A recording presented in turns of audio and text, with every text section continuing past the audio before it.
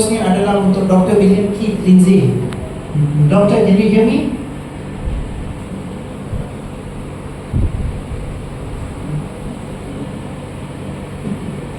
Doctor, can you hear? Doctor, can you hear us?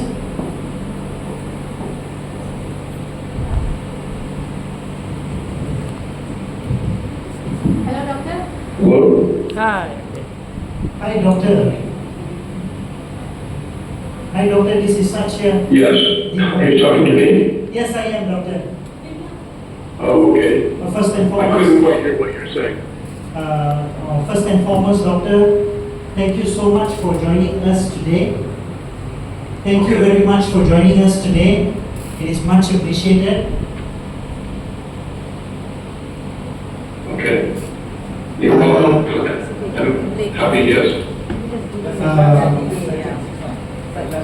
Doctor, we have a question for you for today's forum.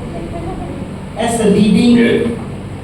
leading elephant conservationist and biologist, an expert in your field, we have read through your report and assessment on the condition of Dara, Amoy and Kalat in Tennoji Zoo, Osaka.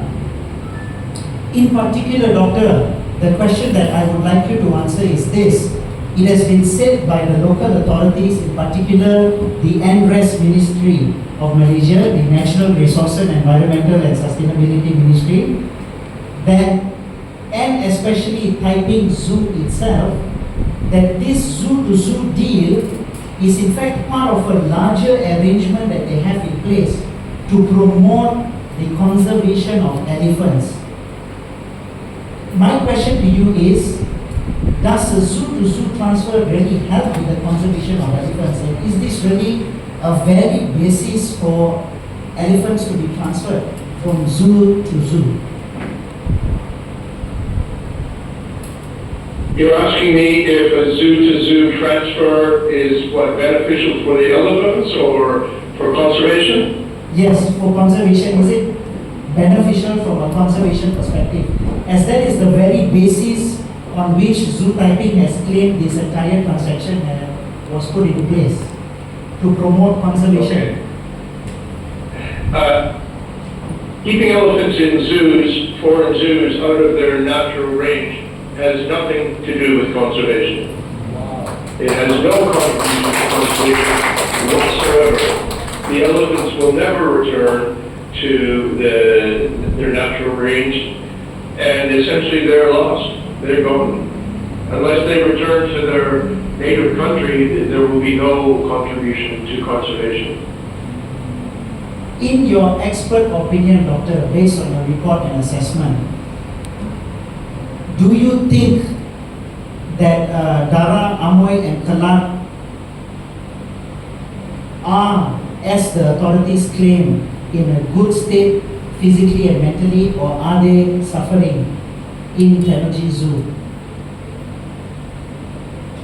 Well, the thing that zoos do is that they look very closely at veterinary things. They are treating symptoms, medical conditions of elephants. It is a little bit like an auto mechanic keeping a car running.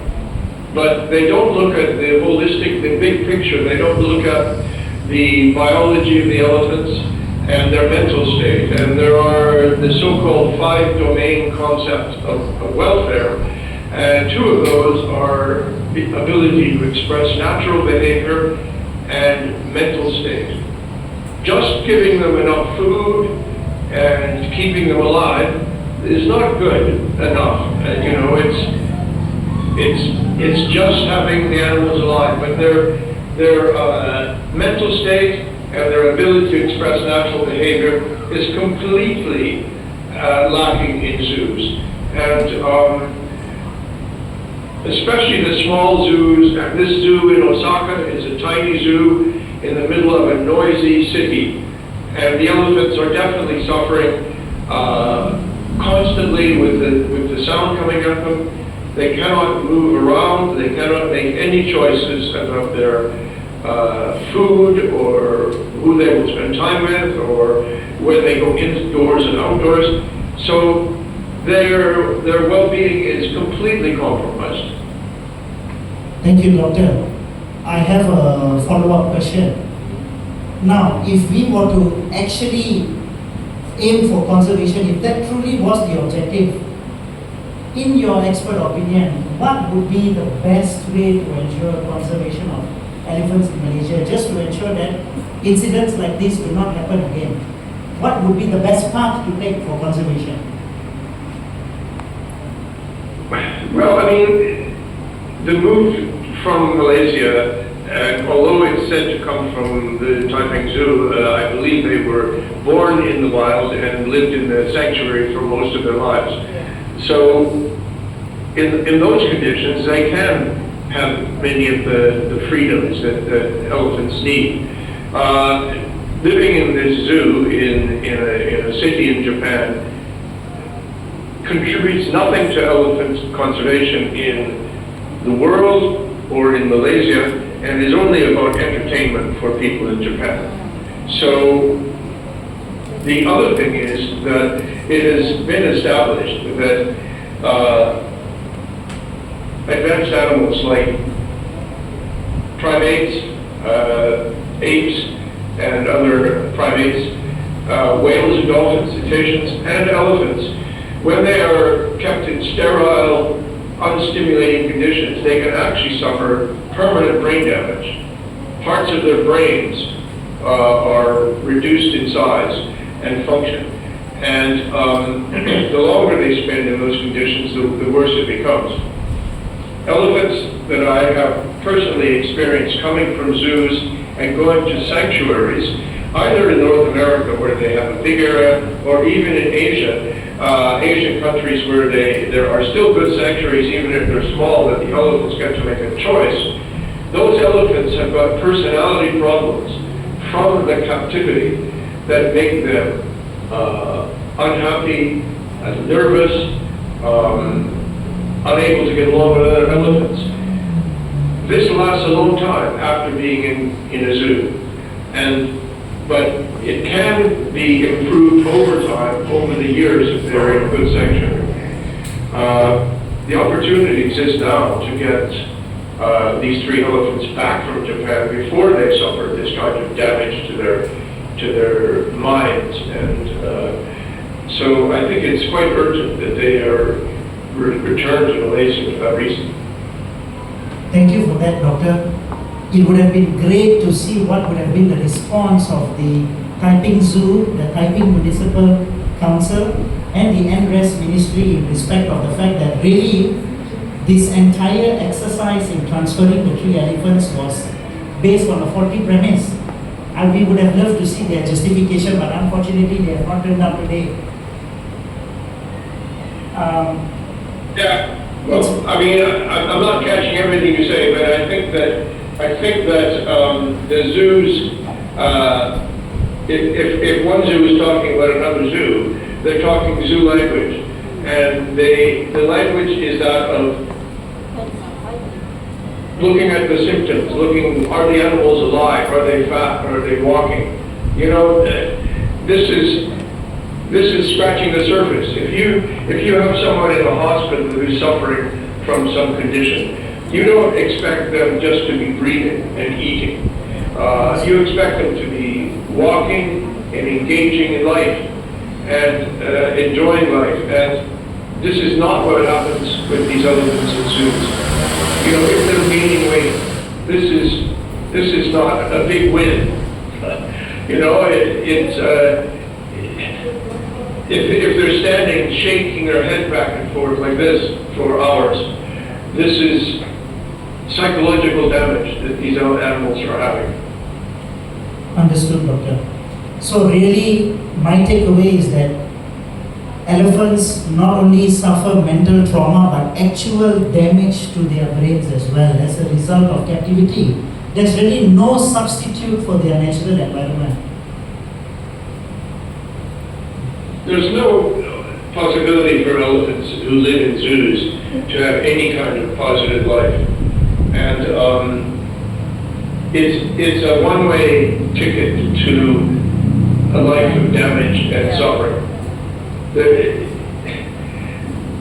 the best intentions of the zookeepers, and they may say we have the best intentions, and we love these elephants, and we take care of them, and we give them food, you know, and this kind of thing.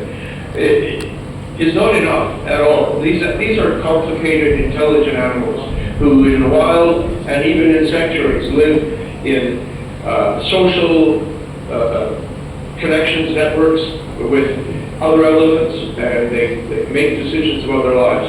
Having them just barely alive in a zoo is not a success story.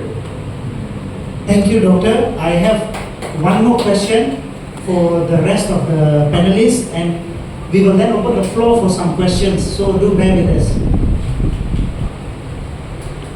Soalan terakhir saya bagi panelis pada hari ini, khususnya kepada Encik Rajesh dahulu ya. Pada pendapat kamu Encik Rajesh, salah siapa ni sebenarnya isu ni? Siapa yang bertanggungjawab bagi skandal duck di sini? Okey, terima kasih. Okey. Yang ini soalan yang saya suka. Okey, individu pertama adalah okey, yang tertera di sini adalah Majlis Perlembagaan Taiping Tuan Muhammad Akmal. Nah, kita mesti ingatlah Zoo Taiping tu mereka mendapat arahan daripada Majlis Perlembagaan Taiping. Jadi yang buat agreement dengan teknologi zoo di Jepun, yang inilah si Pak Mandi. Kalau dia tak bagi agreement, darah Amoy Kelab masih ada di Malaysia. So boleh tak kita salahkan dia? Boleh. Patut tak kita salahkan dia? Ya. Ya. Jadi sekarang bila kita mengadu tentang kerajaan kita tak patut menghantar gajah ke negara Jepun, bukan kerajaan secara umum. Kita kena ada gambaran di fikiran kita. Gambaran tu siapa? Bukan inilah. Ya. Tapi bukan ini sahaja. Ada lagi. Nombor 2. Ini merupakan negara Zoo Taiping. Ini lagi satu individu kan, Wakil Muhammad Ridwan. Kononnya yang dimaklumkan bahawa darah Amoy Kelab berada di Zoo Taiping. Lepas itu mereka pergi ke Jepun. Betul ke? Ini tak betul ini. Ketiga-tiga gajah itu sebenarnya dihantar daripada Kuala Gandah terus ke Jepun. Yang itu yang berlaku. Tapi disebabkan mereka kononnya berada di Zoo Taiping, dia pun bagi kebenaran untuk mereka dihantar ke Zoo Taiping. Tapi langsung tak ada bukti apa-apa. Mereka pernah menjejak kaki pun ke Zoo Taiping. Ini individu kedua. Next. Okey. Yang ini adalah 3 menteri yang pada masa bergilia merupakan menteri NRES. Nah, mula-mula sekali adalah Nick Nazmi. Kita start dengan Nick Nazmi. Dia resign, dia letak jawatan pada bulan Julai 2025. Lepas tu kita kata, oh ya, mestilah kamu yang bagi kebenaran untuk gajah-gajah ni pergi ke Jepun. Lepas tu Nick Nazmi datang, dia cakap bukan saya. Jadi memang dia dah cakap bukan saya, dia dah cakap banyak kali. Okey, kalau NECC nak siasat saya pun siasat dah jelas. Yang tu yang Nick Nazmi cakap. Lepas itu yang menteri sekarang adalah Ataguru. Tetapi sebelum kita pergi ke Ataguru hanya mengambil jawatan pada bulan Disember 2025. Jadi dari bulan Julai 2025 sampai bulan Disember 2025, siapa menteri? Tu yang kat bawah tu, Menteri Johari. Yang Menteri Johari ni ramai tak ingatkan dia, ramai dah lupa yang dia wujud. Tak ada siapa yang pun yang menjuling jari kat dia. Tapi kita kena ingat, sebab Ataguru dah cakap bukan dia yang bagi kebenaran. Nick Nazmi dah cakap bukan dia yang bagi kebenaran. Jadi siapa yang bagi kebenaran? Adakah yang Johari? Saya pun tak tahu. Sebab mereka tak faham apa. Macam mana nak tahu? Jadi mereka kena datang dan terangkan siapa sebenarnya yang bagi kebenaran. Jadi kita ada 3 individu dan 2 daripadanya cakap saya tak bagi kebenaran. Lagi satu radio silence. So salah siapa sekarang? Kalau panelis minta pendapat saya akan menjuling jari kepada Perdana Menteri kita lah. Tak tahu dia buat kerja apa. Macam mana semua ni boleh berlaku di bawah naungan dia sebagai Perdana Menteri. Tapi tak apa, kita stick to the story. Next one.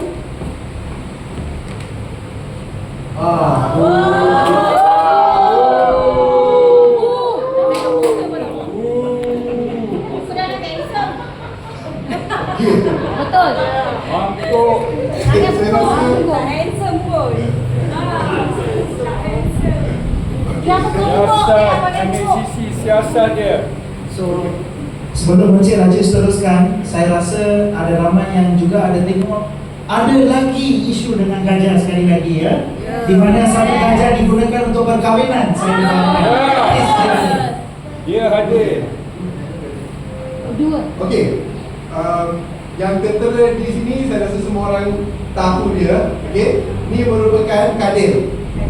The DG pengarah bagi perkhidmatan. Dia ni, he is the individu nombor 1 yang saya rasa adalah bertanggungjawab untuk menghantar gajah-gajah kita ke negeri Jepun, sebab tanpa persetujuan perkhidmatan tak boleh hantar mana-mana gajah ke mana-mana pun.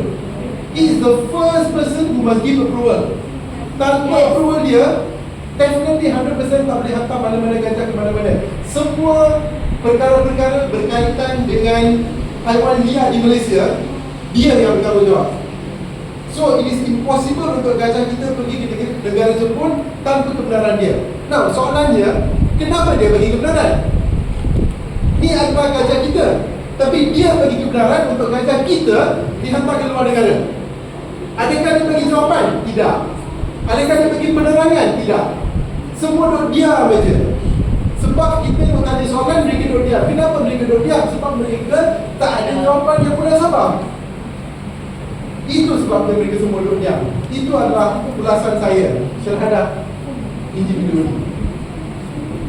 Seperti yang Tuan Bos kita mengatakan, baru-baru ini terdapat insiden di mana terdapat 2 ekor gajah yang telah dibawa ke suatu majlis perkahwinan saya difahamkan di Kota Baru Kelantan.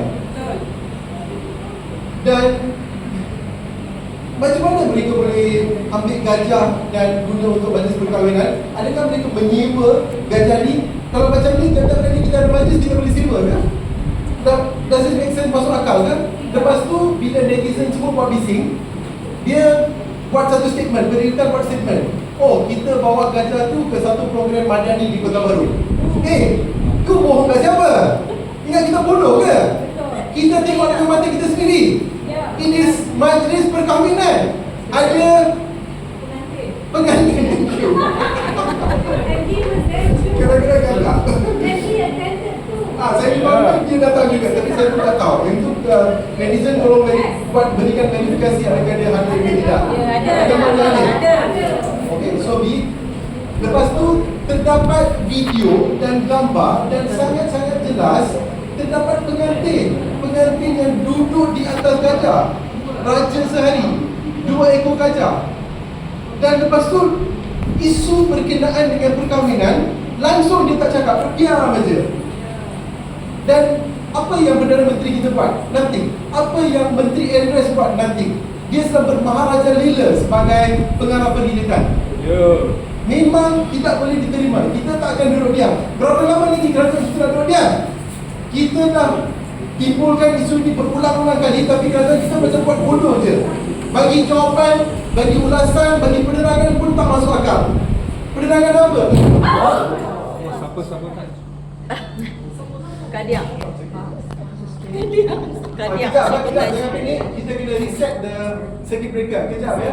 It's okay, Tuan Rajis boleh sambung, kita boleh dengar. Boleh dengar? Boleh sambung, boleh sambung. Ya. Saya buat. Teruskan the momentum. Jadi nak habiskan saja. Jadi mereka ingat kita bodoh ke? Berapa lama mereka nak perbodohkan kita? Tapi mereka tak faham. Kita dah on berapa spot, bulan dah.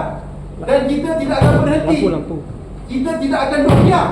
Kita akan laungkan bunyi kita juga. Kita akan cakap juga. Kita akan raise this issue sampai gajah kita balik ke Malaysia. Sampai gajah kita balik, kita tidak akan duduk diam.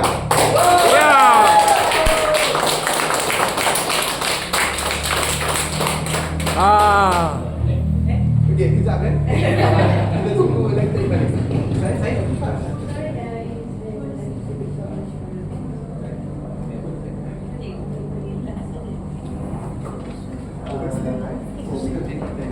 Tuan Cherry nak teruskan atau tunggu dulu? Tambah kita dulu.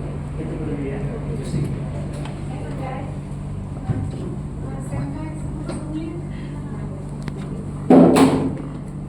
Celeste. Sent. Have you sent? Celeste sent us.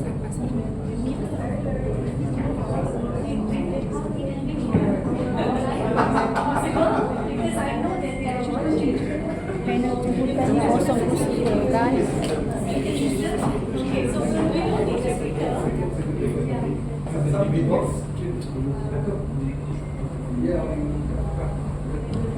Where's the switch? Switch board. Okay, like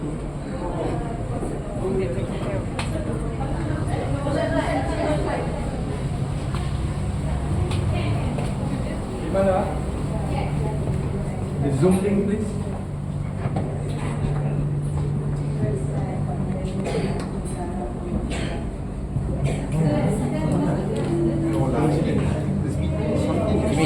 How are you? How are you? Fine, See you fine. again? Yeah. See you. Yeah. That's right, that's right. Content, yeah. Yes, that's good content, huh? Good. Okay.